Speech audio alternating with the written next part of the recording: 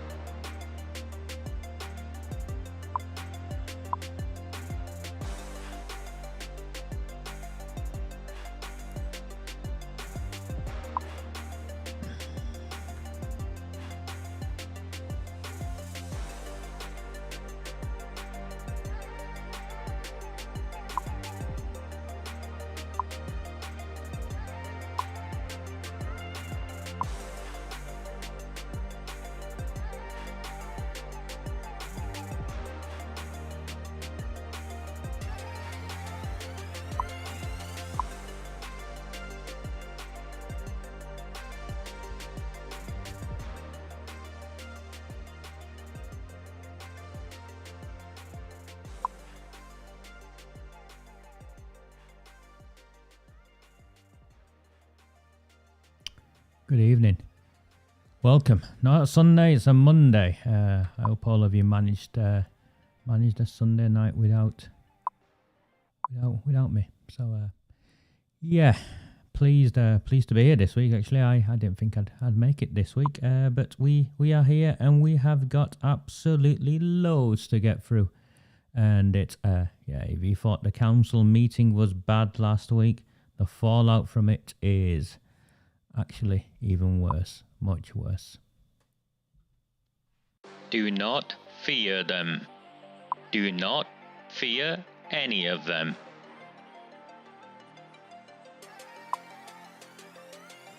On the 20th of November 2003, James Ignatius O'Rourke McMahon was elected councillor for the Failsworth East Ward of Oldham. Deeply ambitious, he ruthlessly rose to power, and by 2011, he was already leader of the council. In 2015, exploiting a Labour Party loophole, he became MP for Oldham West and Royton. If only the people of the town knew then what they now know. Do not fear them.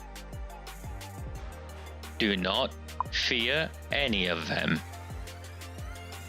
Arood Shah, Abdul Jabbar, Sean Fielding, Shisha Bars, Riaz Ahmed, Buying Sweets, Chohan and Mushtaq, Land on the Cheap, Dr. Carolyn Wilkins, Under Attack, Another No Comment, Shabir Ahmed, Glodic Baths, Debbie Kashmir, On the Run, Don't Dare Complain, They'll Call You a Racist Son. The cartels control the postal votes and the paedophiles run free. Welcome to Oldham, home to corrupt councillors and their childhood criminal friends. And in control of it all, at the top of the tree, Jim McMahon, the samosa nibbling MP.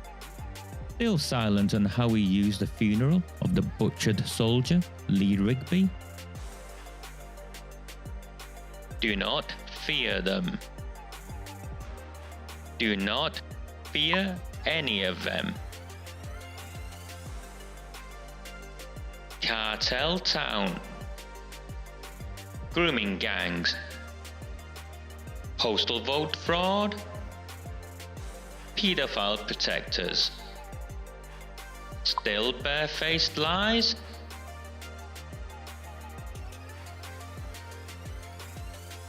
Do not fear them. Do not fear any of them.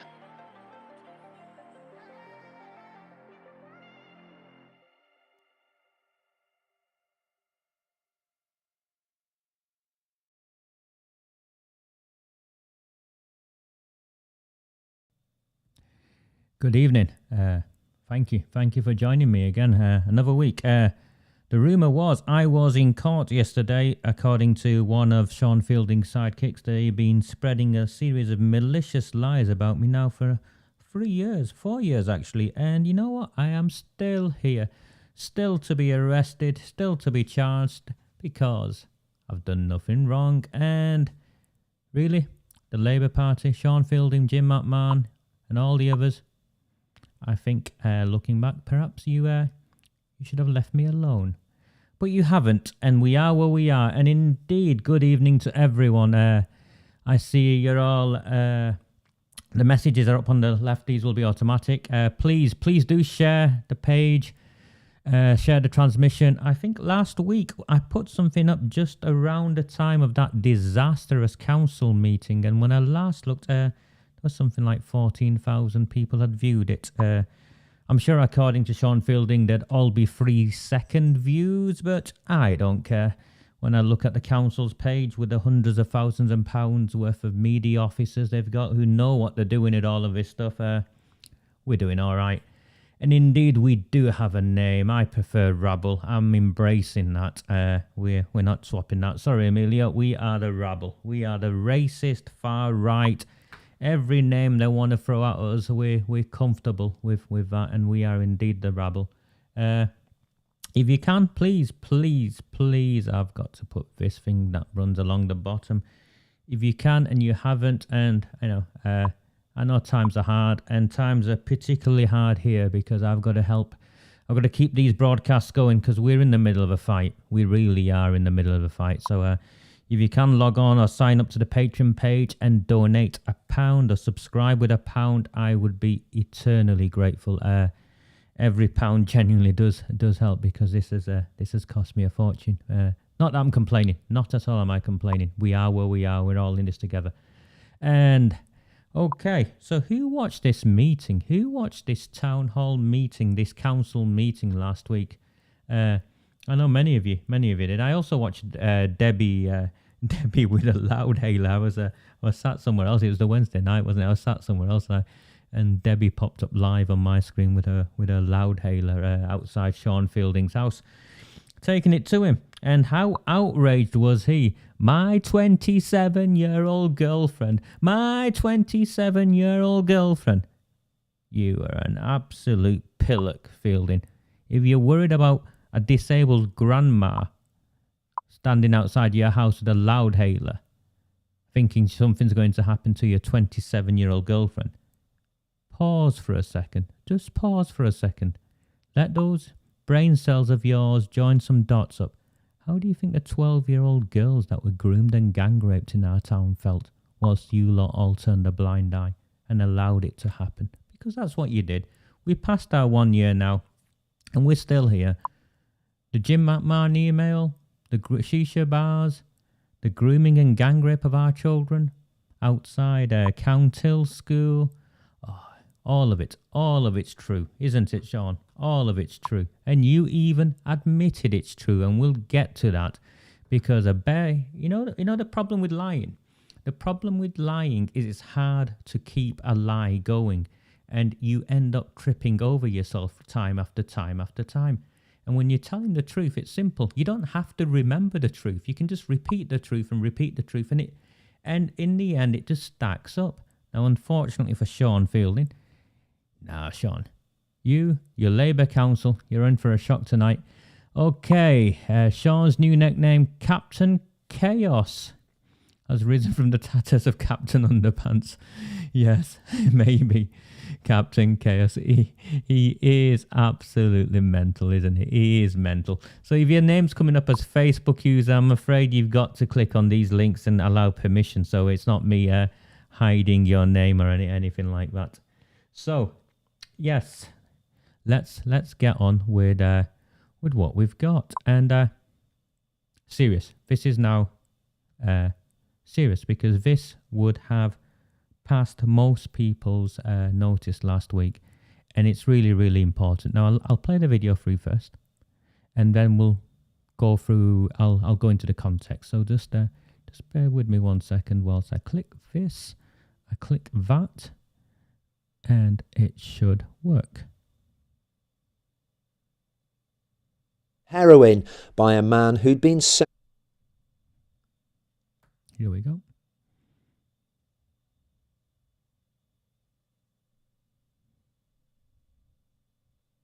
Victoria Ogolia died in 2003 after she was injected with heroin by a man who'd been sexually abusing her. She was one of over 50 young victims who were found to have been failed by Greater Manchester Police and Social Services after an investigation into sexual abuse by Asian men against white girls was shelved. After the failure was disclosed in January this year following a report commissioned by Mayor Andy Burnham, GMP's Operation Green Jacket reopened the cases, and today 3 more arrests were announced, including one relating to Victoria. They've been arrested for offences of rape, committing sexual crimes against a child and supply of controlled drugs and causing prostitution of a child. The arrests relate to a period of 2001 to 2003. GMP have now made a total of 3 arrests relating to Victoria, and her diary that was only handed to GMP in August is being used to gather evidence. And the arrest that we made today of a 41-year-old male, yes, it is information relating to the diary that's led us to that, and I don't believe he was expecting us to turn up today. It's been so many years since Victoria died and wrote in that diary. Why has it only just come to light? Why are you only using it now?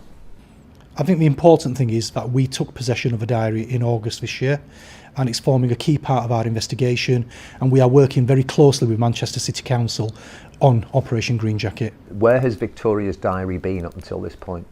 Until August 2020, it was in possession of Manchester City Council.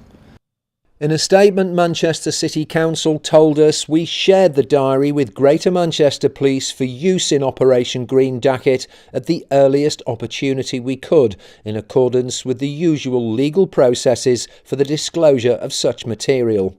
So far, Operation Green Jacket has seen 6 men arrested. GMP say they expect more arrests to follow in the near future. Tim Scott, ITV News. Okay, you can see that. I have no idea what I've done with that overlay. I'll get rid of that. Okay, so you've seen that. That is grooming gang members have finally been arrested in Manchester. I presume in Manchester. They'll be in parts of South Manchester, I think, from going off Victoria's case and where she was groomed and gang raped and passed around. And what's important there is the arrests have only been made because the police have finally got hold of a diary. That diary, Manchester Council can hide it however they want, or they can use all the fancy words they want, but that diary had been hidden away, and you can clearly see it's vital evidence. And as soon as news of that diary emerged, there was a fight over access for that diary. Honestly, yeah, there was a fight over access for that diary. As if someone would want to hide evidence, as if a local authority or their partners would want to hide evidence. Yeah, so that diary was hidden away. Once it's emerged, the police have got hold of it, and now they've gone and made arrests because that diary clearly incriminated some of the men who groomed and raped a child, who eventually killed herself as a consequence of what she endured. It's just disgraceful, isn't it? Now, why is this relevant to Oldham? A number of reasons. First of all, it's relevant because here you see a local authority hiding information. Because that's what they did, hiding information. Also, here you see the police not having access to evidence. And that links me back to Oldham on a number of issues. One is the hiding of files, and just look at Rod Blythe, the counsellor Rod Blythe, hidden in plain sight. Look at that teacher where they're still waiting on the Freedom of Information request, where they're still not releasing information. All we're asking is, which schools did this paedophile teacher teach in? Hiding all the time. Rod Blythe. Look at the guy. Look at Shabir Ahmed, employed by Oldham Council. Remember when I released this at the time? They were going to sue me. They were jumping up and down screaming. The only problem is, it's true. The ringleader of the Rochdale grooming gang was employed by Oldham Council, and that information was hidden. Why was it hidden? Why? You can see what's going on there. So the police, I think, are finally realised they can't carry on like this, where they are complicit in the cover-up of grooming and the gang rape of our children across the country, not just in our town, across the country. So let's see where we end up.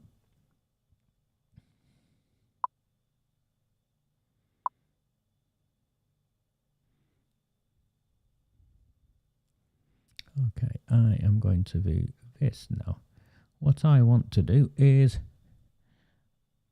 I call it the Lib Dem lineup, because anyone who saw that council meeting will have seen that the Labour Party were only able to do what they did because of the Liberal Democrat Party in Oldham. Now, I've already shared my suspicion of why the Liberal Democrats did what they did.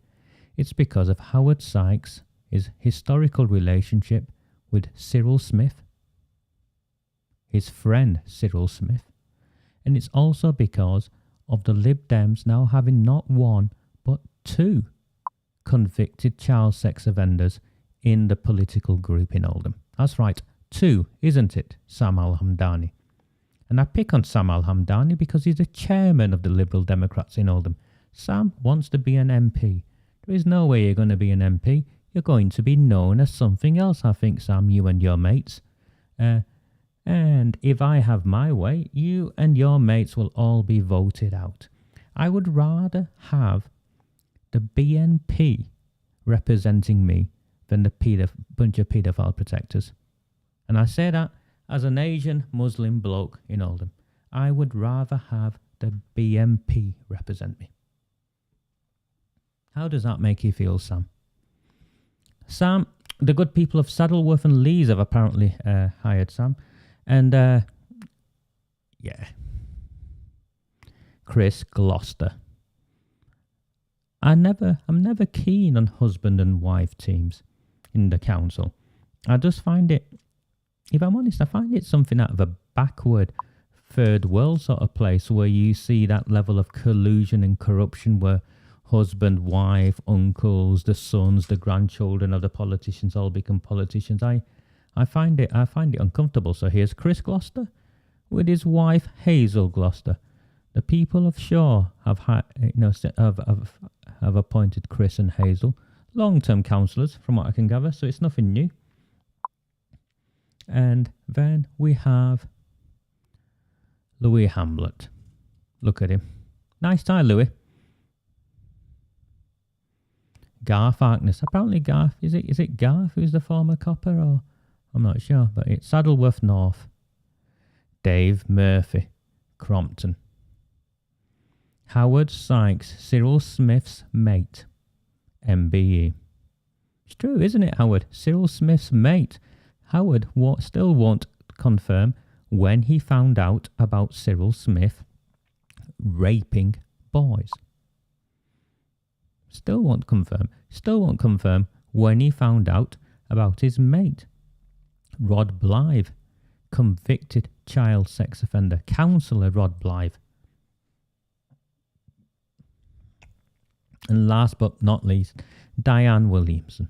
Now the truth is, I have never met any of these. I think I met Howard at some point, but I've never said hello to him, or I've never exchanged words with him. None of this is personal. I didn't come into this with with a predetermined view on the Lib Dems. In fact, one of my oldest friend, Moyab, is up for. He says hello most weeks. He's a Lib Dem. He was a 3-term Lib Dem councillor. So I just can't see how the people of Oldham and Saddleworth and Shaw and Crompton can vote for this lot ever again. I just don't get it. I just don't see at all how they can do it. So that's exactly where I'm up to with the Lib Dems, and they were involved. None of that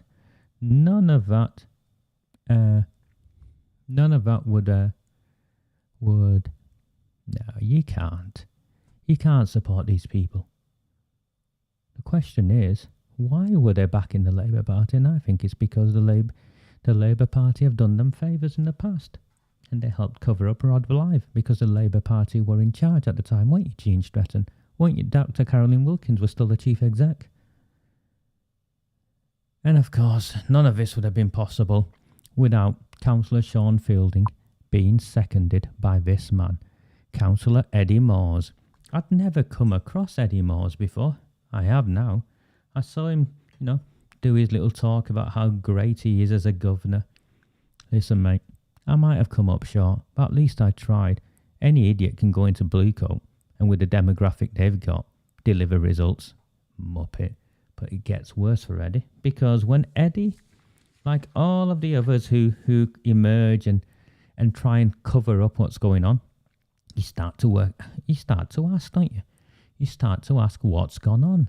Why is a school governor, a governor of multiple schools, including the chair of governors at Bluecoat, the Church of England school, why is he seconding a motion that changes a request for the government to look at the grooming gangs in our town, because it's, the investigation is clearly a farce and it's failed? Why is he changing that motion to write to the government to say everything's actually okay? Who's ever heard of that? Let's write to the government and let them know everything's okay in the town. Muppet. Eddie Moores. Now, Eddie Moores is from Chadderton. He's not well liked, actually, from the people I've been speaking to, so I've got some information on Eddie Moores. Eddie Moores is linked to something called St. Mark's Chadderton. It's a church. And he's not just a passive church member. He serves on the altar. So he's one of the guys in white who stands at the front, for those of you who are familiar with churches. And St. Mark's Chadderton is an interesting church. It's actually a High Anglican church. And the High Anglican church is kind of like the sort of very serious sort of church. It's very, they're into the rituals and stuff. And they're very, as close as a Church of England church gets, as opposed to the Catholic Church. And those of you who, alarm bells ringing yet? We all know about the Catholic priest, don't we? Anyway, the High Anglican Church, if you know your history, it's got its roots in something called the Oxford movement. So the Oxford movement and the High Anglican Church branch of the church, it's very anti-women priests, it's anti-gay, it's all of the old sort of religious, the prejudices wrapped in religion features highly in it. It's homophobic, and it has nothing to do with the interfaith work in the town. So in a town where it's vital that the communities get on together and interact with each other, St. Mark's Chadderton isn't a church that does that. Now, he's not only the chair of governors at Bluecoat, it's his church links that interested me. And now I'll play you the next video, because this was released last week or the week before, and Councillor Al-Hamdani made reference to this report, which reminded me. It's a report that's been, it's an investigation that's actually been ripped apart by people like Sarah Champion and Maggie Oliver. And what you have is, if an investigation has been ripped apart for being complicit in a cover-up and not fit for purpose, and even then it comes out with evidence, you start to think, well, actually, if it's had to admit to this, how bad was it really? Because the Church of England have quietly got away with this because it barely made the news. It barely made the news. the Church of England forgave paedophiles and allowed them to continue working with children.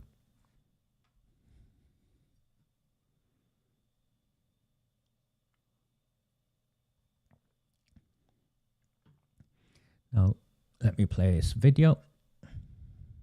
About George Carey and Peter Ball, where the panel's words were he supported him because he just wanted it to go away. Those are quite damning words, aren't they? That he supported a convicted perpetrator even after he'd been convicted, and allowed him to officiate still. So I think that's the best example, because it was a bishop being supported by the head of the Church of England even after that bishop had been convicted for child sexual abuse, and still allowed, in limited circumstances admittedly, but still allowed to officiate.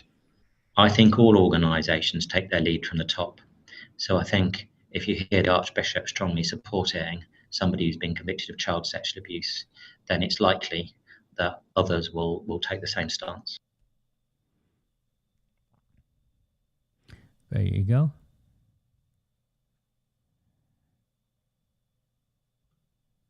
So there you go. So that's what's been taking place there, is in the Church of England, found guilty. Systematic child abuse, the grooming and raping of young children in the care of the Church of England, finally exposed in October this year, barely made the news. And here we have good old Eddie. Who am I to draw links there? All I will say is we have had repeated disclosures from individuals of the historical grooming of girls from Blue Coat School. Was there a cover up there? I don't know. But look at, is it Chetham's, the music school in Manchester, and what came out afterwards there, or what went on?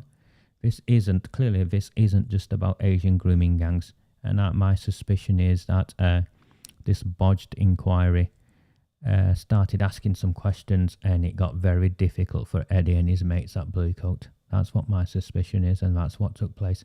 But Eddie and his mates at Bluecoat couldn't have done any of this. Or with the Lib Dems, Eddie and the Lib Dems couldn't have done any of this, not a single bit of this, without the involvement of this woman, Jeannie Alexander. She is the mayor. The mayor is supposedly independent and sits above the council and party loyalties and represents the town. She's meant to be that person in the town hall that is fighting for us, that is fighting for the people of the town. She is a disgrace. Have a look at this.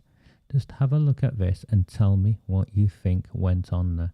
I think she's clearly taking directions at this meeting. Bear with me one moment.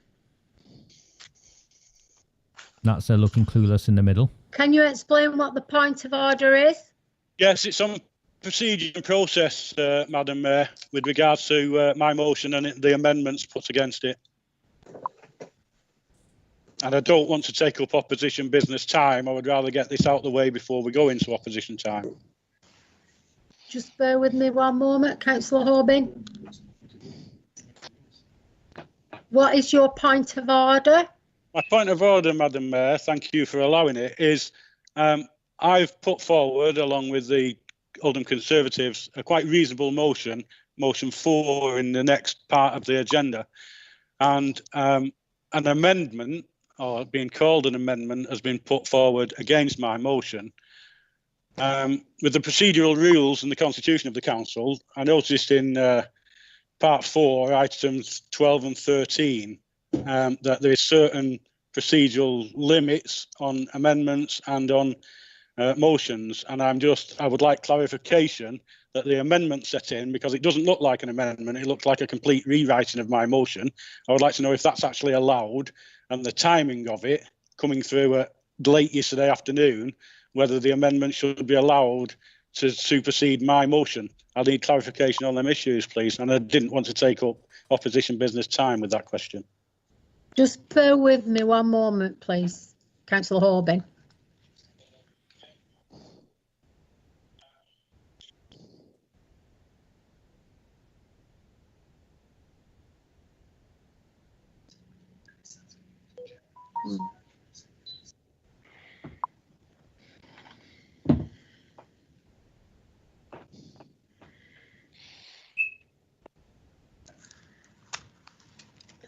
Just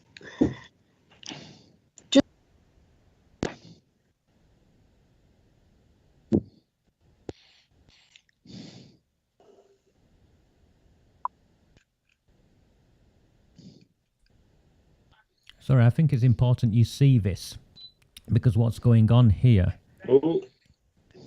Jean, I think you've shared your screen. is clearly they're communicating with each other under the table as such. So that's what's going on here. Somebody else. And the woman's name to make reference to Jean. is Elizabeth Drogan. You can see her at the top, because she pops up later. Actually speaks in a council meeting. A council officer actually decides she's going to talk up. It's actually bad. It's not done. It's not something that should be done. right, Councillor Horbin. The amendment has been considered, and it is actually a valid amendment to be put before the council. So in section 13, Madam, where it says amendments must be by 12 o'clock noon the day before, has it passed that? Yes, it has. Because it was only sent out to members at 16:50, I believe, yesterday afternoon. So have we got proof that the council received that before the 12 o'clock deadline? Maybe I can screen share and show I sent it in the morning on Monday. Yes. I'm not proposing that I do that, but there is an audit trail. Madam Mayor, I can confirm that Constitutional Services received the amendment before the deadline. That's Elizabeth Drogan. And does it fit the scope of an amendment? Because for me, that's more than a little amendment. That's almost rewriting my motion.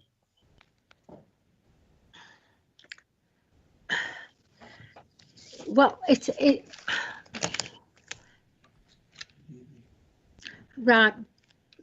Right, Councillor Horbin. It is valid. The amendment is valid, and so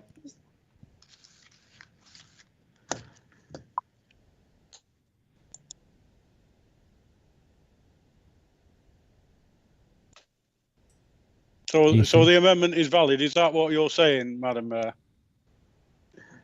yes, Councillor Horbin. So how?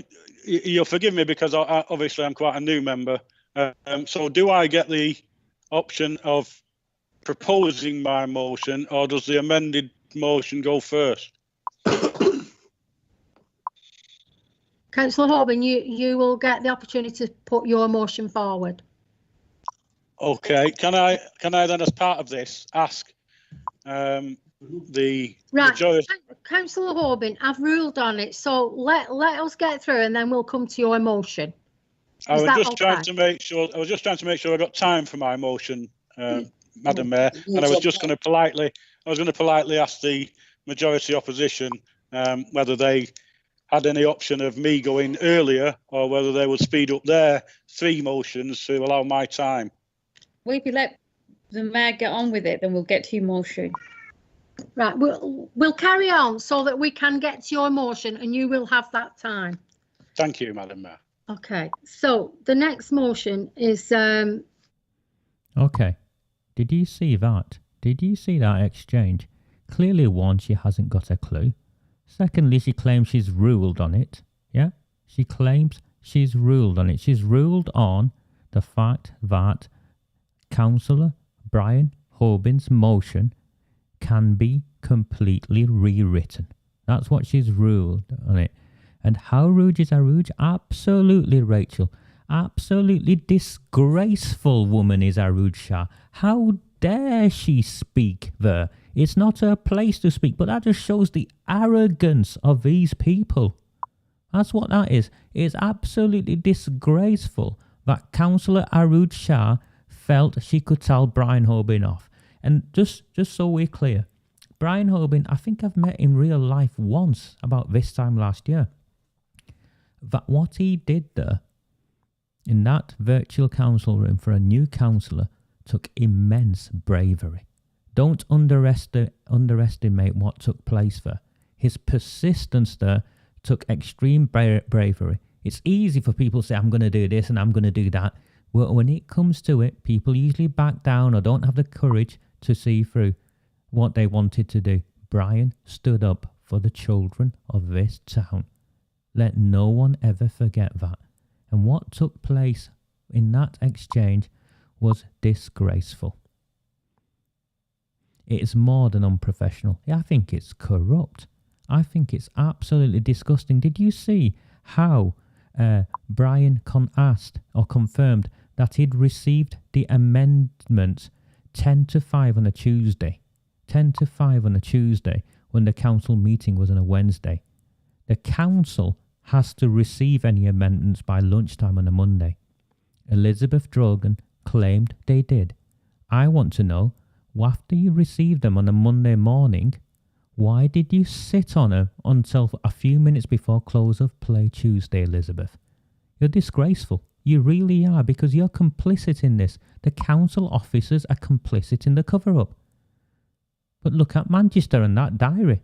That wasn't just the councillors. The council officers are complicit. And nearly always, these council officers don't live in the town, don't live in the communities. They're not working class people. They're not from the demographic who are affected by this. They are parasites who just leech a living out of all of this. Disgraceful. Absolutely disgraceful that she felt that she could speak in a council meeting, and even more disgraceful that having received the paperwork by Sean Fielding, now I can't stand the lad, but he knows the game, and he submitted it on Monday morning. How dares he sit on it until the end of play Tuesday? Inexcusable. Inexcusable. Nest of vipers. Yeah, I think so. Nest of vipers, indeed. Now, the meeting went on, and I'll get to the next section. So it played out. The Lib Dems had the 3 motions, and apparently they submitted them before Brian Hoban, all 3 of them. I don't believe that. I don't believe the motion supporting Marcus Rashford could and that was the 3rd motion that appeared afterwards. I don't believe it's just historically, timeline-wise, it's impossible. They'll have to have time travelled for that motion to have gone in supporting Marcus Rashford. It's just not possible. So this is what they then played out.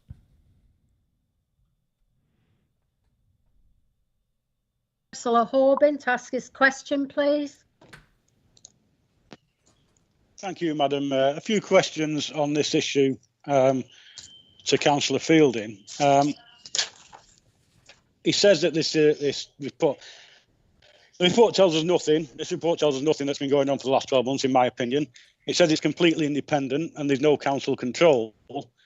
But as far as I'm aware, and as it says in the report, it's the council themselves that have been trying to contact victims. How can we be independent of this review if it's the council that's themselves asking for victims to come forward? And how does he expect victims to come forward when him himself, on 2 occasions, and I'll repeat this like I did last time, called the allegations barefaced lies, appeared in a newspaper publication saying that people were scaremongering on the internet? How does he expect people to come forward to this council who are giving some information to an independent review on council-headed paper when the leader of the council is coming out with statements like that?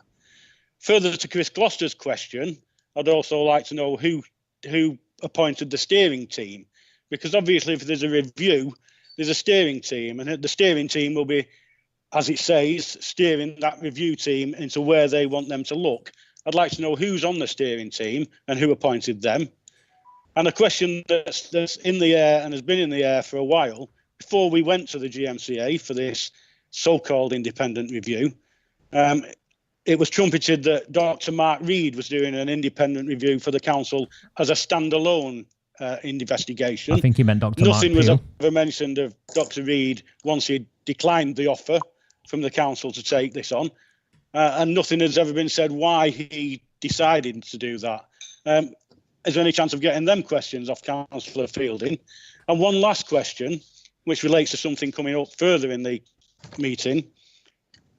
If Councillor Fielding is happy with this report and is happy with the review going on and quite confident in everything that it says and quite confident that his colleagues will back it, why has he found it necessary to try and rewrite the motion that I put before this council? Surely if he had confidence in what he was doing and had confidence in this report, he wouldn't need to manipulate a motion. He would have the confidence that his members would vote it down. Can you please explain that for me as well? Thank you, Councillor Horbin. Councillor Fielding to respond, please. Okay, I'll try and take those in the order that they were posed. The first around the report tells us nothing. Well, that's because it's an independent review. We can't provide an interim update on work that's being conducted by other people over which we have no control. Okay, so I'm going to pause this as we're going along. I'm presuming people can hear me whilst I'm doing it. So I'll just flip. Flip myself so you can see me. Just give me 1 second. So I've got this right. Okay, yes, I'll just pause and work my way through this because it's important. First of all, last week I spent a considerable amount of time demonstrating that the interim report was something like 8 sentences, really, and the rest was just fluff, and it didn't answer anything. In fact, it raised more questions. Here's Sean Fielding essentially admitting that and agreeing with Brian Horbin that the report doesn't tell us anything. What he's trying to say, it doesn't tell us anything because it's not our report. But the problem is, the council has officers on the steering group of that committee. So it is their report because they have their own officers on it. So do you see? It doesn't stack up, and it gets worse. It gets worse for this lad. So the reason that the report tells us less than you would like is simply because of the review's independence. Less than we would like. We'd like it to tell us something. Less than we would like means nothing. And we're not privy to the details, as I've said in response to a number of questions that have already been asked. With respect to the steering group itself, as detailed in the report, the steering group is at a Greater Manchester level, but it includes a number of representatives from Oldham Council in order to facilitate the availability of the documents that the investigators ask for, and also to ensure the smooth running of the review so that it can do the work that it's been brought in to ask about. The third thing was the barefaced lies stuff. This is the best bit. The barefaced lies stuff. Listen to this weasel now. And I use that word with intent. Weasel. Listen to him. I have responded to a similar question to a number of people via email a number of months ago, but I note that my comments do not make it onto the social media pages of those individuals because your comments don't make it onto the social media pages of many of us, Sean Fielding, because you're an imbecile who abuses his position, and then when people stand up for themselves, you block them because you can't take it. You can't take people giving it you back. Sadly, they don't fit the narrative that is trying to be presented. So I'll just read out what I said last time. So the transcript of what I said at the meeting was, over the last few months, there have been daily postings on social media about planning and historic planning in terms of, planning building consents and historic safeguarding incidents, the two. The planning reference, so we're very, very clear because he is not being honest, because the daily postings are clearly what I did. The planning references were to do with the sale of public assets and the handing over of land that belonged to us. And at the time, the first where this all began was Oldham Central Mosque. People will remember Oldham Central Mosque, and we forced it out of Sean Fielding's council officers after they first of all lied in the Freedom of Information request. And I use that word intentionally. They first of all lied in their responses to the Freedom of Information request. The council undervalued and sold land to the building of this mosque on interest-free rates for something like 18 to 20 years. So you undervalue it and you said, it's all right, mate, pay me back when you want, or pay me back when you can. And then what happens is that mosque finds itself in the middle of a scandal of harvesting postal votes, where Jim McMahon then gets in with a record number of postal votes, made the national newspapers, that mosque, and the mosque tried to claim it had nothing to do with politics. And the police didn't bother looking at it, probably because they were too scared, and it's a can of worms. But that mosque claiming they had nothing to do with politics was a complete lie, because weeks later, Jim McMahon turned up for a celebration party at the mosque where the assistant secretary or something of the mosque, one of the board members of the mosque, puts up on Twitter how Jim McMahon's there to thank them for all the votes. That's how brazen they were. And then it turns out that the majority, I think all but one, if not all of them, of the management committee of the mosque are Labour Party members, including Labour Party councillors. Yes. Yeah. Planning. And of course, at the same time, the planning was to do with Glodic baths. And we all know that what took place with Glodic baths is criminal. The sale of Glodic baths days before an election to an organisation with direct links to one of the candidates at the time, Arooj Shah, is illegal. It's corruption. It should be investigated by the police. Let's carry on. Which are, as you will appreciate, are completely unrelated. These allegations have been combined with a series of online personal attacks on councillors, residents, MPs and council officers, and often come from people with a clear political agenda. Too often, however, the allegations and claims made online are barefaced lies. The response to the question can be found online in the recording of the meeting where that took place. And you can see that I said that too often the claims online are barefaced lies. Too often qualifies the remark that not everything. Okay, this is the next bit of disgraceful behaviour. He's trying to claim by saying too often. Remember, the specific issue at the time, what he was responding to at the time was the grooming and gang rape. It was Shabir Ahmed. It was all of those things to do with child abuse, CSE. Everyone knows it. He even referenced it at the beginning of his statement. Historic allegations of child sex exploitation. And then he says too often, barefaced lies. And he tries to say too often there were barefaced lies. And he's now trying to claim, I want to swear at some point at this guy. He's trying to qualify it by saying too often meant he wasn't talking about child sex abuse. Please listen to what he said. I put it up on my Facebook page. It's on my YouTube channel. Listen to it. He was clearly talking about child sex abuse. But he's been caught. He's been caught red-handed because his council have allowed for the systematic grooming and gang rape of working-class children by Asian grooming gangs. And my belief is they've allowed that to happen in the name of community relations, as Jim McMahon referenced in that now notorious email with the BBC using Lee Rigby's funeral. But community relations doesn't mean looking after me or looking after any brown person I know. Community relations means looking after the cartel-controlled block vote. That's what that is about, isn't it, Sean Fielding? Too often. But it gets worse for Sean. He's not very good at this, but it gets worse for Sean. That he said online is a lie.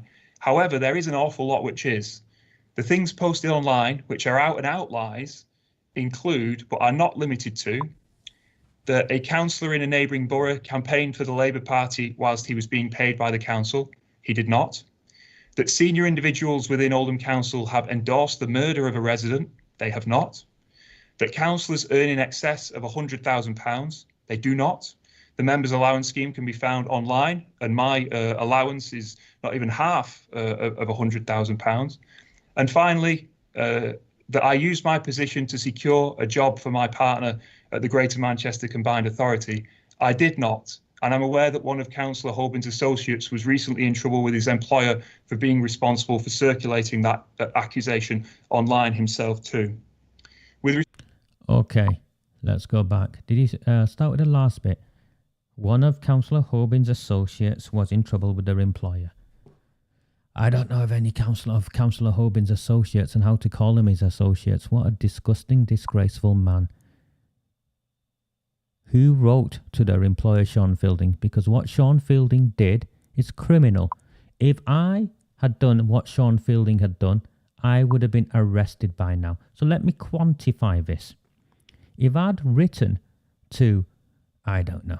Let's pick on Sean. Let's pick on Sean Fielding. If I'd written to his dad's employer because of his association with Sean and said, this man is an out-and-out racist, he's a member of a far-right group, in fact, I suspect he's a paedophile, will you sack him? Why haven't you sacked him yet? Oh, by the way, his son's a convicted sex offender as well.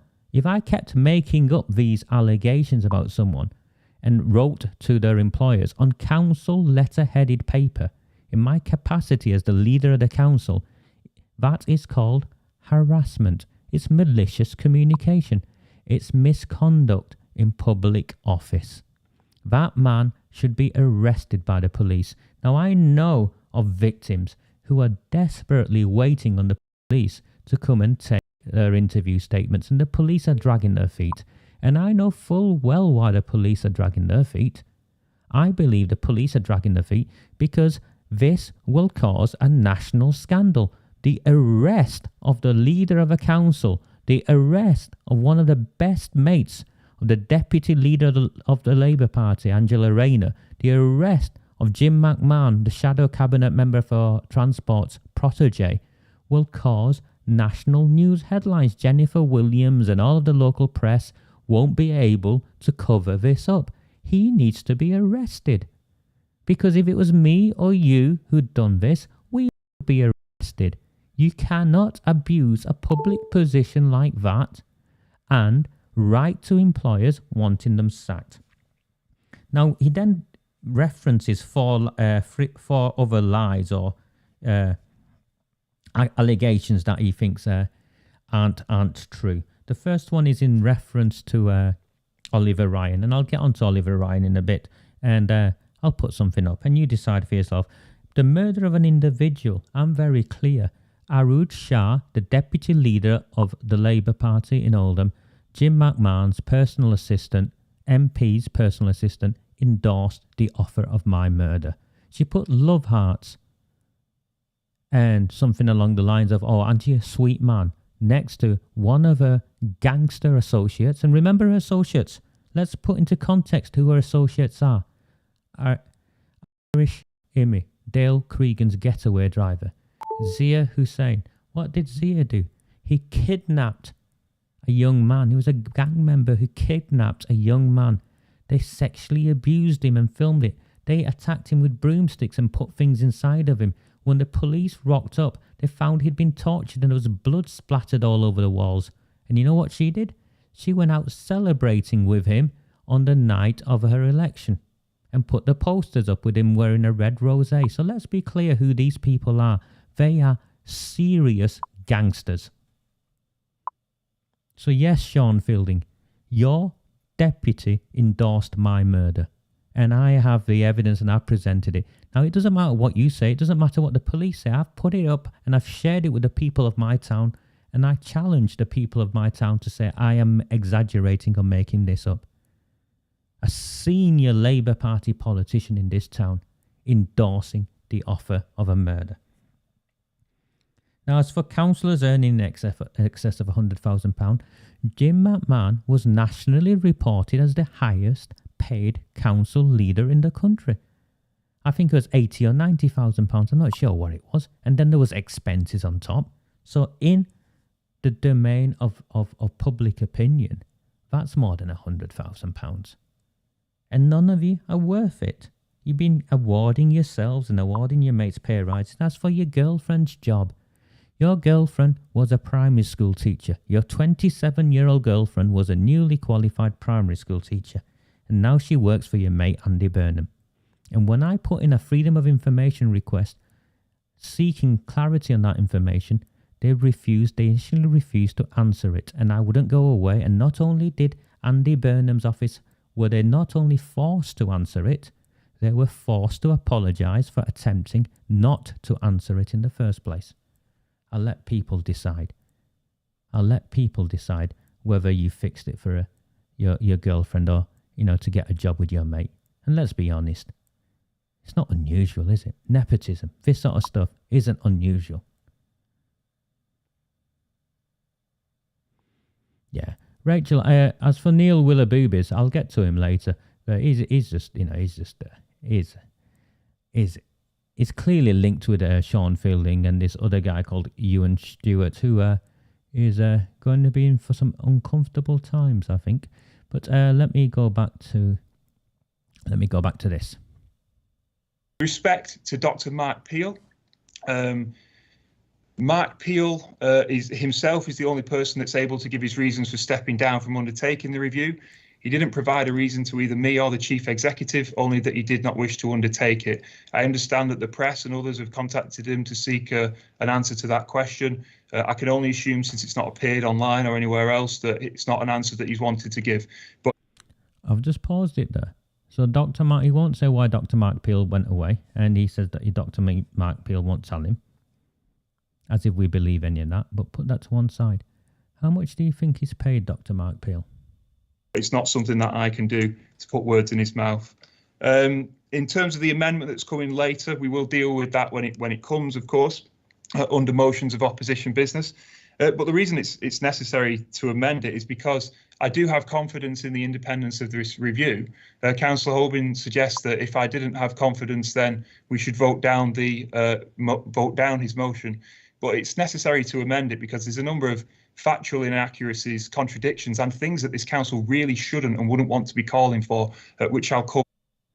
The council doesn't have to call for any of these things, Sean Fielding. Look, you can see him reading. Can you see his eyes moving left to right, because one of his council officers has pre-prepared this for him. But the council, the way democracy works is if you disagree with something, you vote it down, and then you can put your own motion forward. But no, you weren't willing to vote it down, were you? When I move the amendment later. So I have full confidence in this review. I hope that this report that's come forward tonight and the honest answers that I've given to questions that have been posed about it will be heard by fair-minded people. I want fair-minded people. Fair-minded people. There you go, Sean. I've played your response in its entirety there. Fair-minded people. Fair-minded people think you're a knob, mate. Because you're part of this cover-up, aren't you? Because you just spent time trying to claim that your barefaced lie statement was not in reference to the grooming and gang rape of our children, when the first part of that sentence referenced historic planning and child sex exploitation, and all too often barefaced lies. All too often barefaced lies had nothing to do with Oliver Ryan in that statement. It had nothing to do with the endorsement of my murder, although it's true. It had nothing to do with councillors earning in excess of £100,000, and it had nothing to do with your 27-year-old girlfriend suddenly finding yourself in a plush job at working for Andy Burnham. No. Your reference of barefaced lies was specific to the grooming and gang rape of this town's children. And now you're trying to backpedal. And people in our town aren't stupid. They can see exactly what you've done. that have an open mind on this. But there are, of course, out there, I know, that will never be satisfied by what has been said tonight or what will be reported when the review team reports themselves. Thank you, Madam Mayor. Thank you. So there you have it. So that was his response. That was his response. That was Sean Fielding's response. And then I'm not playing the vote and the nonsense that went on, but that clearly didn't work in our favour, although I think it did work in our favour because it showed what is wrong with this town hall. It is corrupt at every level. It's corrupt at an officer level, you have to be complicit. It's corrupt clearly in the Labour Party, and it's corrupt because the Lib Dems are in bed with them. Now, I need to take a moment to thank and acknowledge John Hudson. Clearly, and this is a Conservative, and I'm not a Conservative. I've never been a Conservative. But John Hudson, and I've criticised John. I've never met the man, but I've criticised him. But when it mattered, when he finally understood what was taking place, he stepped forward. He's clearly ill. Anyone who looked at that council meeting could see he was ill. But he stepped forward and he defended Brian and stood alongside Brian, as did the other 3 or 4 Tories, for as much as they could. And I have respect for those guys for doing that. So well done, John. Now, remember he talked about Oliver Ryan? Or his reference was to do with Oliver Ryan, the councillor.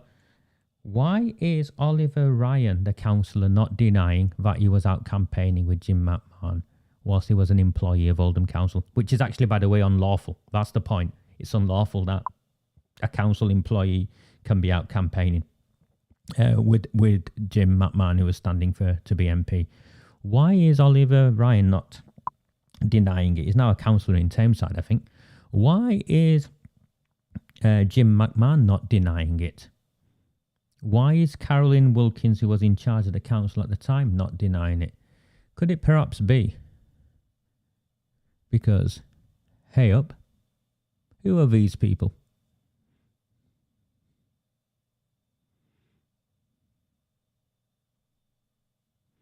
Who are these people?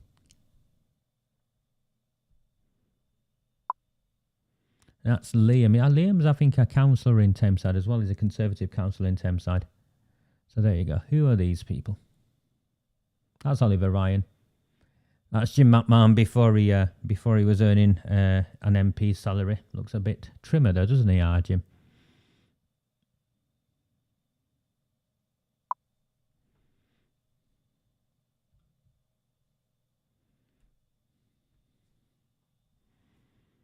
Now, I saw earlier Claire O'Mara. I don't know Claire, by the way. She put up some statements where she was involved in Positive Steps at the time, and she knew about the, I suspect from her interaction that she knew about the grooming and gang rape of kids in the town, and there was something that went on with her at Positive Steps. So maybe if Claire wants to expand on it, and I will happily give Claire a platform if we can make some, if we can get some communication going. So that is, well, you decide. You decide who the barefaced liars are.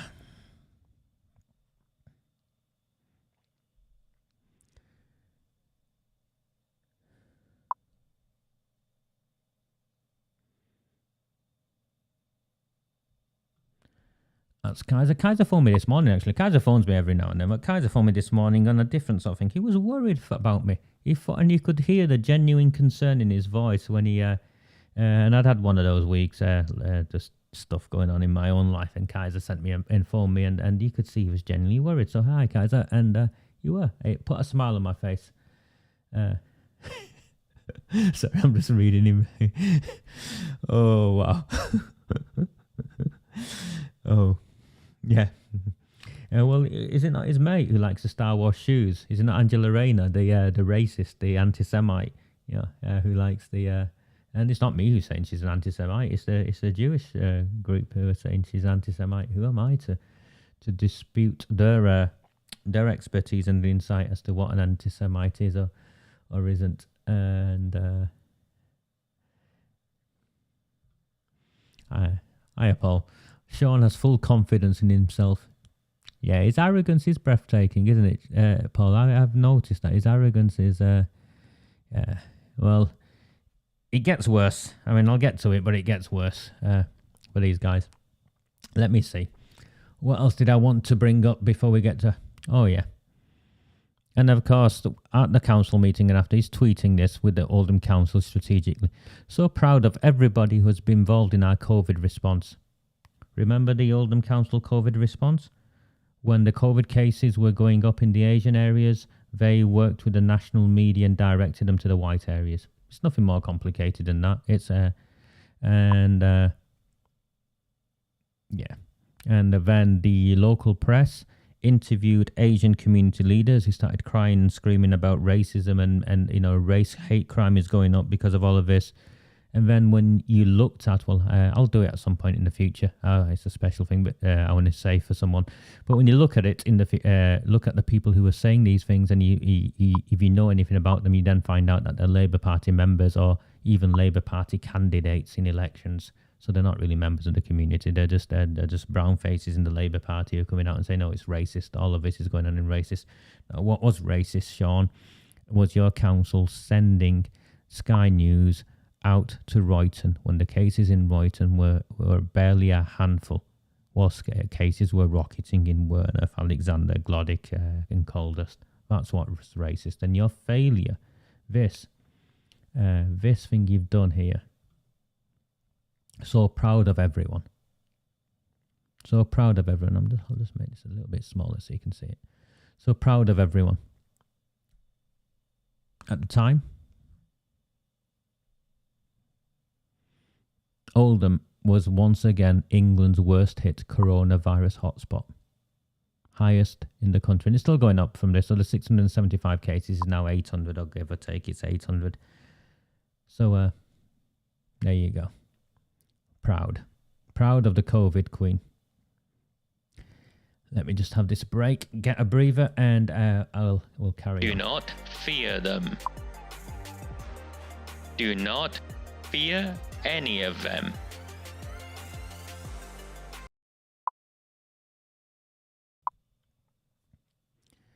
Okay, I can take this thing off at the bottom, I think. I don't need that. And I want to go through something with you now, if it's okay. I think I'll do it backwards, actually. I want to bring this up first. Now, many of you will know that I've spent one of the reasons I can do this, and I can, I can hold my own here, and I think I hold my own here with these guys, is because I've sat in the highest level of strategic meetings in this country, and I was taught by people who would run rings around these guys, and there was a tactic we'd use, or they'd use in meetings, and I used to sit and watch, and they say, Raja, if you ever want to get anything through in a meeting, slip it through when you're distracted with other things, and rush it and put it right at the back end of a packed meeting. And if you put it right at the back end of a packed meeting, what will happen is that no one will pay any notice, and something really contentious has just slipped through. And lo and behold, this is what Oldham Council did. The Electoral Commission, so the Local Government Boundary Commission for England, and this is illegal. This is stuff they've got to do. And you can see Elizabeth Drogan's name all over that. I'm going to find a photograph. Elizabeth, how would you feel if I found a photograph of you? How would you feel if I treated you the way Sean Fielding has been using Neil Wilby to treat, or working with, or endorse? No, he's endorsed Neil Wilby. He's clearly endorsed him by following him on Twitter and being only one of 3 accounts who followed some harassment account on Twitter. How would you feel, Elizabeth, if I started posting who your kids were, if you were kids, or if you're married, who your husband was, and where you lived? How would you feel, and started putting your photographs up? How would you feel, Elizabeth, if I started doing that? Yeah. Anyway, this is what they did, right? So what this is the government are saying that there's a statutory review, and you've essentially got to say, do you have any plans for the 2023 for the council elections, this is your opportunity of changing how many councillors you have. So remember, austerity, everyone making cuts, yeah.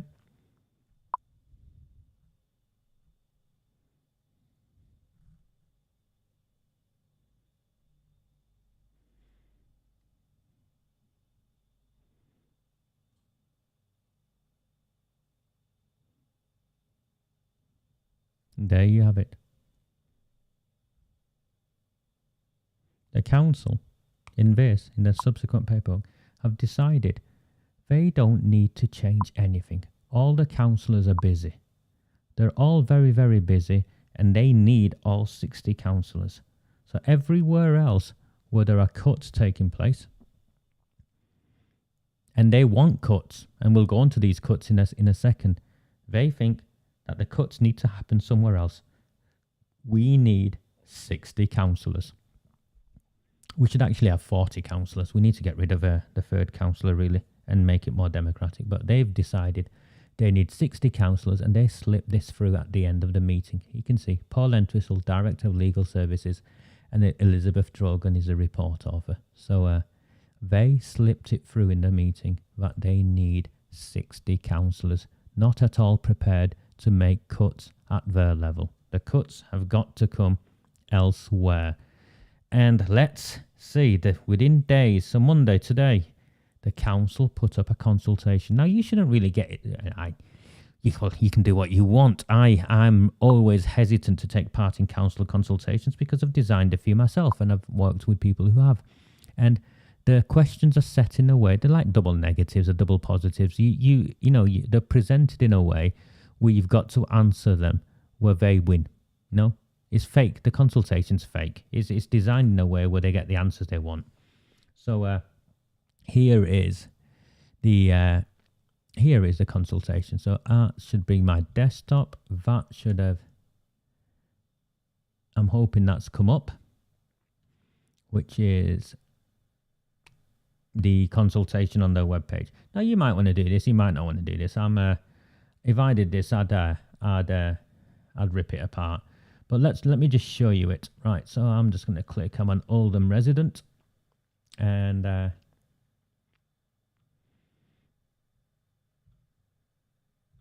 had it on Facebook.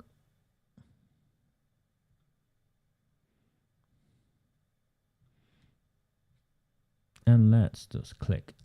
These are the 6 areas we're looking at cuts, right?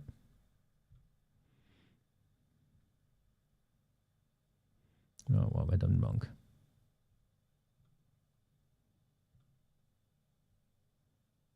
Next. Okay.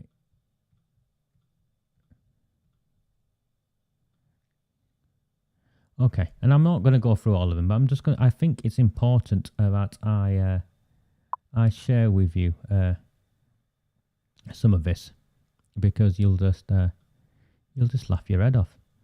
Reshaping the early health service. Okay, it is proposed that the early help service, which provides support to families who are facing challenges such as with parenting, finances, relationships, blah blah blah. They want to share the teams within districts. So what that means is they want to get rid of that team and pass it on to other council staff to do. So that's what that is. And they reckon they'll save £40,000 for doing that.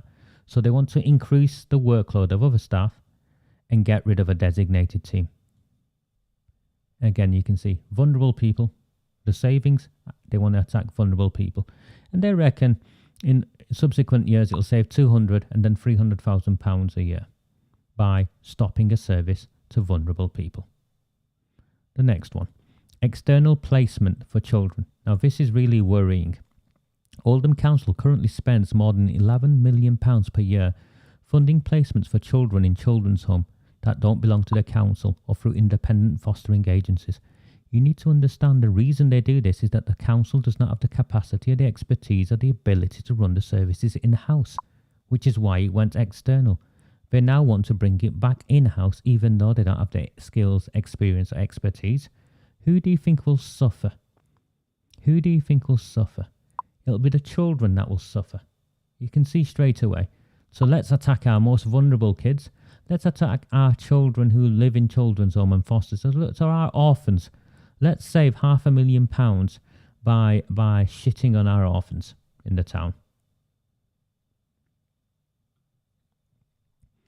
Special educational needs placements, £5 million a year. Let's shit on the children who have special educational needs in our schools. So the schools in Oldham, a lot of special educational needs can't be met by the schools in Oldham, even the specialist schools in Oldham, and parents find schools, sometimes out of the borough, that are best able to support their kids. Nah, let's get rid of that. We can save £2 million a year by shitting on our kids with special educational needs. Remember, all this time, the council has been increasing its chief executives team, have been hired more, assistant chief executives, have been increasing the press team and all of that. So here you go. There you go. Send placements. And it carries on. The Quest team provides support to children and young people with special educational needs and disabilities in schools. The support provided by the team is partly paid for by schools who pay for additional services. It is proposed to restructure the team, reducing the overall number of staff. That means restructuring the team, reducing the overall number of staff means getting rid of the team. And the new team would focus on our core offer to schools, which may mean that schools have to find other providers for some additional services. What does that mean? It means kids with special educational needs are failed. That's what that means. And they want to save the best part of £200,000 by doing that. Do you see? They've already decided where the savings are going to be. And it's going to be on our most vulnerable.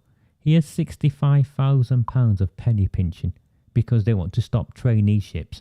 We know in our poorest communities where work is, multi-generational unemployment, unfortunately, is not rare in our town.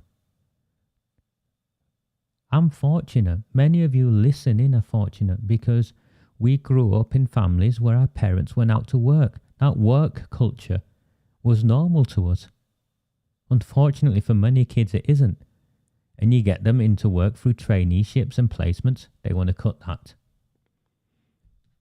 They'd rather have them on the dole. It suits them because then they get more money for the nonsense, because poverty is the industry of our town. Gallery Oldham.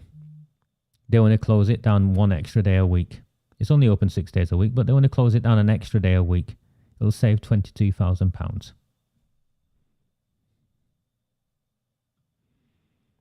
District realignment. What that means is whatever delegated support there is in the actual towns and areas, neighbourhoods of our town, they want to strip that down even more. So if you thought you weren't in touch with the council before, you couldn't get hold of services before, it's going to be worse, because they want to get rid of that and save £136,000 there. They want to get rid of £37,000 off the youth council sort of grant, which they've award, and they've misrepresented this here in the way they've done it. But the Kitching grant historically has funded young people who have ideas for delivery of services and the sort of things that mainstream providers don't pick up on, and kids can identify themselves. They want to get rid of that. They want to reduce mad law. So mad law is the white elephant, as far as I'm concerned. An impressive building in the town centre, but unfortunately I disagree with it. And actually many people in the Labour Party disagree with the model, because we believe in neighbourhood level youth services rather than one central hub. But you've built it. You've invested millions in it. And now what they want to do is reduce the funding by half. What do you think's going to happen to that place? They want to reduce the councillors' budgets. So the money the councillors have to fund local projects, they want to reduce that.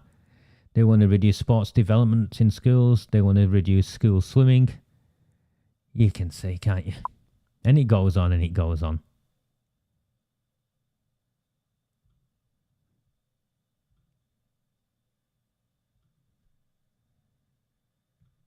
So that's what they want to do.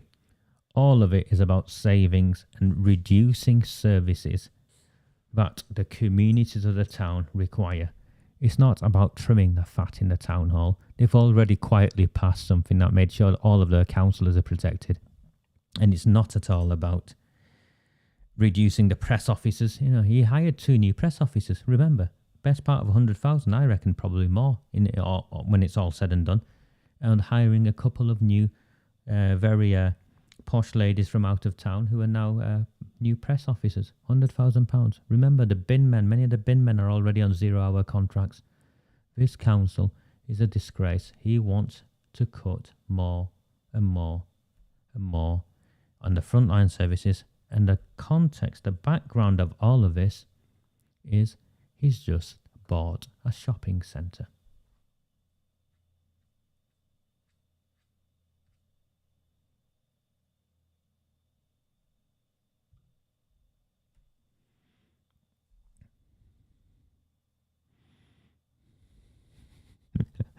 I think you're right there, Paul.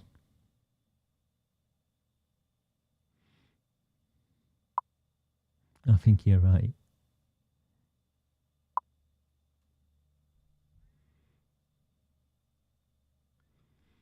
I don't agree with Madlow, Claire. And I remember the Bolton Lads and Girls Club that the model was based upon and stuff. And the reason I don't agree with it is because it took away from neighbourhood level youth provision. And young people engage in community youth facilities at a neighbourhood level. There should be a town centre provision where perhaps they all come together with, but it shouldn't be at the expense of neighbourhood level. So that's really what took place. You're having a laugh. Labour working class. You know my opinion on that. They're anti-working class. Anti-working class, paedophile protecting real racists. That's who the Labour Party is. I couldn't vote for them. If you paid me, I wouldn't vote for them.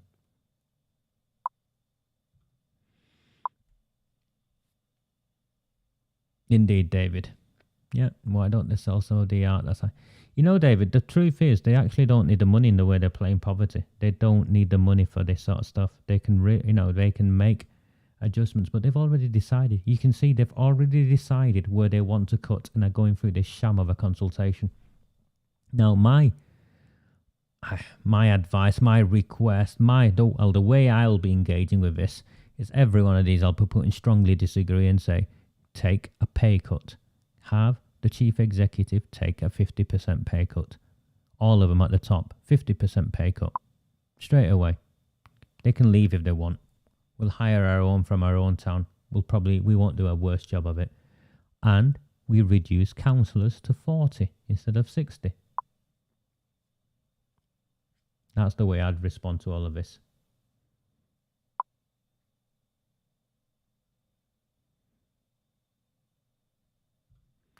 It is a dictatorship, Gary. It is absolutely a dictatorship. What do you want to call him? Do you want to call him emperor? Do you want to call him a dictator? Do you want to call him a Führer? What do you want to call him? Well, it's definitely a dictatorship. Although, if I'm honest, I think it's a bit of a Milli Vanilli show, because you can clearly see if it's a dictatorship or it's a Wizard of Oz thing, isn't he? He's not the man behind the curtain, is he? There's someone else, or a number of other someone else's who are running the show there. So that is where we're up to with the council. And this is what we're going to do, because you can clearly see it's not fit for purpose. And I've seen so many of you get in touch with me saying, what they've done at the council meeting is unlawful. We need to complain. We need to do this. We need to do that. Guys, I'm sorry. There's no point. Because when it's been investigated by the very corrupt council officers and the very councillors who are complicit in what's took place, we're wasting our time. Which brings me to what we're going to do. There's something called the Localism Act. It came out in 2010. It's a Conservative thing, and it's where all this nonsense, most of this abuse of power came from. And the way Oldham Council is run as a dictatorship is that there's a council cabinet who make all the decisions. And I think there's 10 councillors, including the leader. And everyone else is pretty much excluded from that. They call it the strong leader model. It's not a strong leader model. It's a dictator model. It's so much of a dictatorship that when the council bought Spindles, the majority of people, including the majority of councillors, didn't even know about it. So that's where we're up to. How do we can actually get rid of it? And we are pushing for Brian and some of the Tories, hopefully, to put a motion forward, and the council can defeat the motion or rewrite the motion. It makes no difference to us.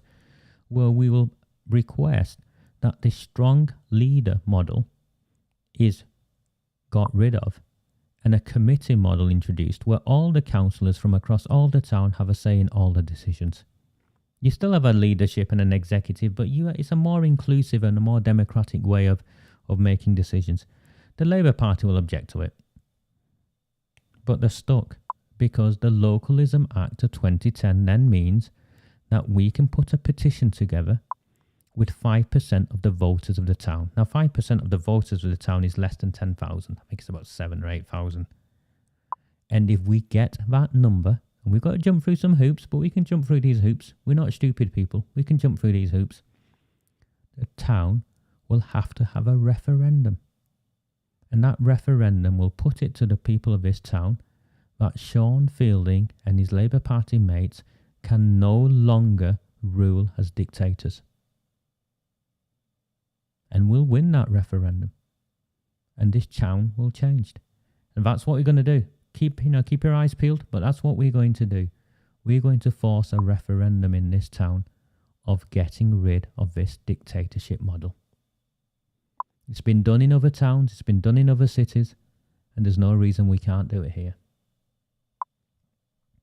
I'm hoping Amelia's just posted something, I'll put it up. Well, I'm hoping the Tories go for it, mate, because you guys are excluded. There's 4 councillors here, 4 Tory councillors, and this is the sad truth. Really, this is the sad truth. We will win in May. We'll get some independent councillors in May. We'll get some Tory councillors in May. Labour Party will lose seats. They'll lose seats the following year and the following year. But they are so powerful in this town, particularly with the cartel-controlled block vote. They are so powerful. It'll take a decade to get rid of them.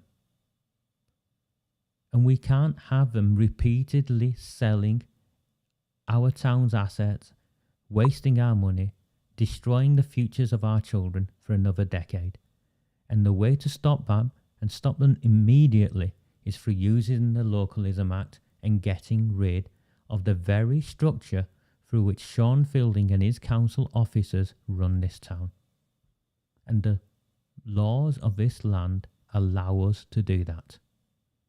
The Localism Act of 2010 allows us. We need 5%.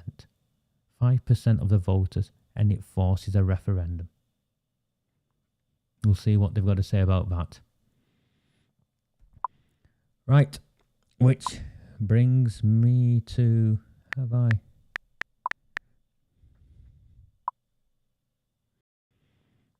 brings me to Spindles.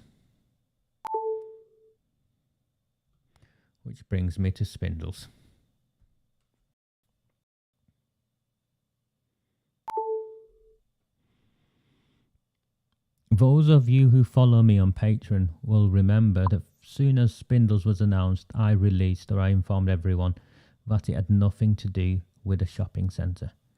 It was everything to do. It's a swindle. It's an epic swindle on the people of Oldham. It had everything to do with creating a new civic centre for Sean Fielding and his mates, because Rochdale have one, Manchester have one, Bury have one, Tameside have one. So they want a new civic centre. And they've been wanting a new civic centre for a while. So what they want, buying the shopping centre, has got bugger all to do with regenerating the town centre. It's to do with creating a new 5-star town hall for Sean and his £100,000, £200,000 executives to swan around in. That's what it is. And here's Sean admitting it, essentially. He wants to move staff into Spindles. He can't even spell the word Spindles. Will mean we are not liable for the Civic Centre anymore. No, but it means you're liable for Spindles, you muppet. The Spindles needs remodelling to accommodate this. But our original budget for the acquisition was almost double what we paid. So there is a lot of money left. So what Sean's saying is that £9.5 million, which actually, by the way, isn't £9.5 million, it's more, because there's stamp duty on that, and then there's the lawyers' fees and stuff. So the £9.5 million, by the time it's finished, is closer to 11 or 12 million pounds.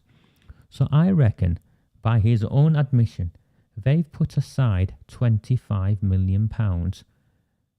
They've borrowed £25 million, of which we pay back £25 million to move, to create a new civic centre, to create somewhere where Sean and his mates can hang out.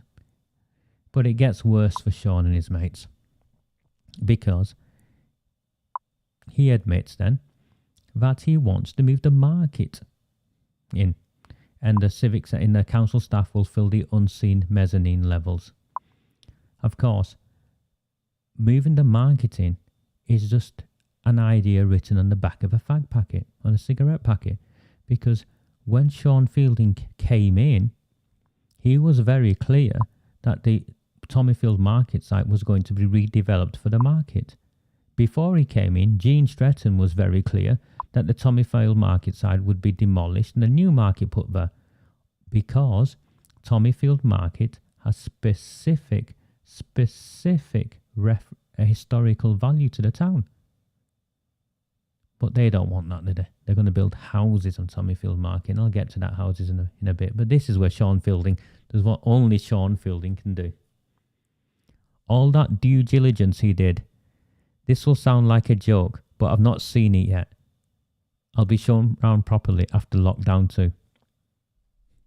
Sean, spending £25 million of our money is not a joke. It doesn't sound like a joke. It sounds like complete and utter incompetence. £25 million, give or take. And he's not seen where the council staff are going to move in. So their idea is they're going to move, they're going to have a new purpose-built civic centre in Spindles. The civic centre will get demolished. The Tommyfield market will get demolished, and all of that area will go. And yes, Charles, £25 million plus interest. Hi, Charles, how are you? 25 million plus interest, Charles. Now, last time I looked, prudential borrowing, which is how councils borrow money, is prudential borrowing. It's got to be then repaid by our council taxes. It was something like 14%. So 14 pence in every pound goes towards repaying the debt, the council's debt. This will now increase. Yeah. The man is indeed an idiot, Anita. He is a dangerous idiot. And what they've now done is they want to build 2,500 new houses. And my friend Moyeb, if he's still listening, will confirm this. We have had it confirmed from within the Colders community, from multiple sources, that influential families are already being offered these houses that are going to be built. When I say influential, I mean large families who have access to votes. They are already being offered these houses. I'm not race baiting. I'm not stirring. I'm simply telling you the truth. Asian councillors are out already offering future houses to secure the vote, because they're very, very uncomfortable. They're very, very uncomfortable with what we've been revealing. So what if Tommyfield Market is destroyed? And what was the joke? The joke is, Sean Fielding claims by building more these houses, they'll have people who can spend money in the town. Not when these houses are benefit-dependent houses, you muppet. If people are on benefits, and that we're putting in 4-bedroom, 5-bedroom houses, or the 1-bedroom sort of flats where they've got high complex needs, and they need to be on benefits to even access those houses, if we are building those sorts of houses with housing associations and whatnot, no, they've got no money. No, this was always a scam. This was always a scam of moving out of the civic centre and having a new 5-star fit out for Sean Fielding and his council officers. And we are now in the highest rate brackets in the UK. Yes, Paul, we are.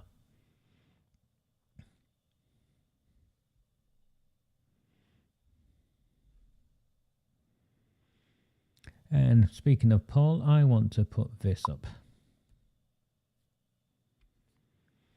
No, I don't really care anymore for Neil Wilby or his mate Ewan Stewart, who lives in Didsbury, don't you, Ewan? I was that way this morning on some business. I found it interesting that when I was there, people who I'd never met wanted to talk to me and talk to me about you, which I found really interesting.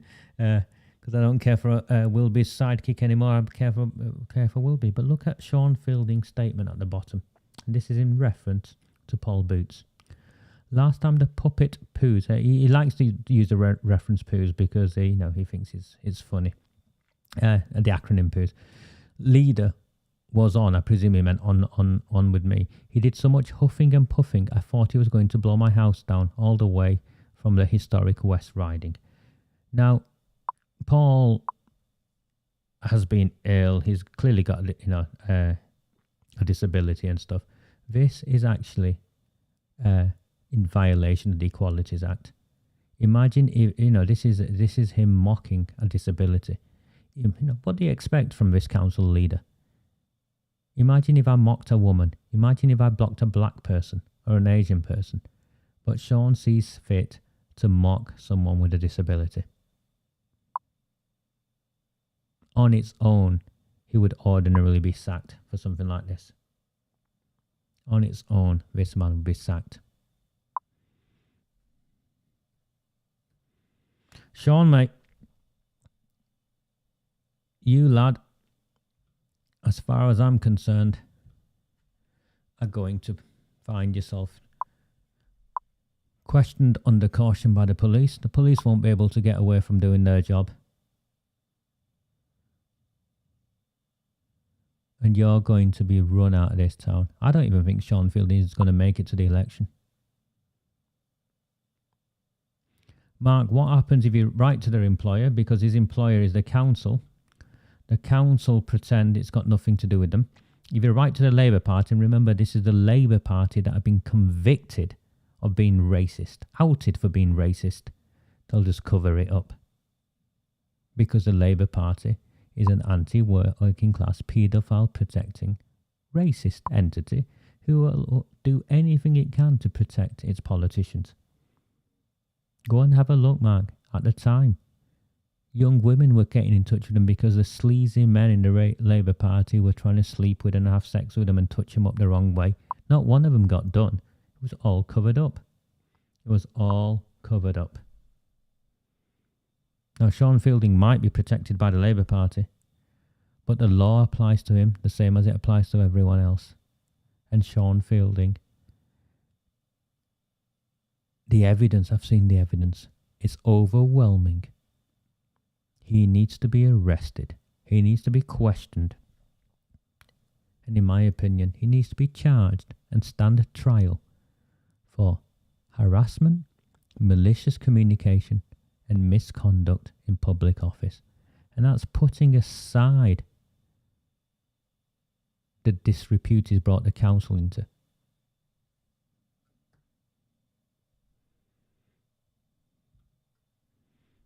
The reason he's doing it is because he thinks he's above the law.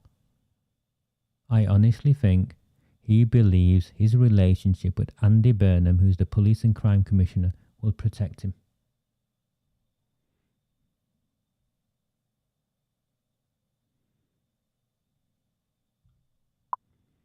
Those comments are indeed shameful.